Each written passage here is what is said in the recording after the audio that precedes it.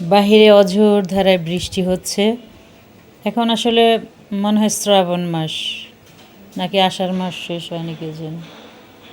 যাই হোক, মুষলধারে বাইরে বৃষ্টি হচ্ছে আর আমি একটু কাজেও যাচ্ছি, গিয়ে আবার ফিরে আসবো হয়তো। তো এই গরমে একটু জুস তো খাওয়াই যেতে পারে। তাওহিদ আমাকে জুস বানিয়ে দিল। আমি অবশ্য নিজে জুস করে অবশ্যই খাই না। আর আমার কাছে জুসের চেয়ে যে কোনো ফল আস্ত চিবিয়ে খেতেই বেশি ভালো লাগে। আর সেটা মনে হয় হেলদিও বেশি, যেহেতু আঁশ শরীরে পেটে দেয়া ভালো। যে কোনো আঁশ জাতীয় খাবার পেটের হজম শক্তির জন্য ভালো, কোষ্ঠকাঠিন্য দূর হয়। আসলে যে কোনো ফলের জুস না খেয়ে আস্ত চিবিয়ে খাওয়াই ভালো। যাই হোক, এই কেক আইসক্রিমটাও ভীষণ মজার ছিল। এটাও সবাই মিলে খুব, বাচ্চারা তো বেশি পছন্দ করেছে, ওরা এটা খেয়েছে।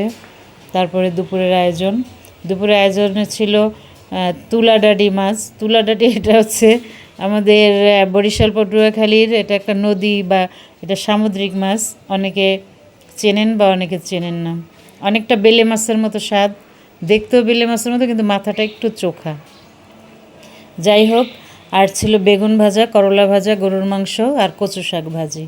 এটা দিয়েই সবাই দুপুরের আহার করলাম। এভাবেই সারাদিন কেটে যায়, কোনো সমস্যা নেই।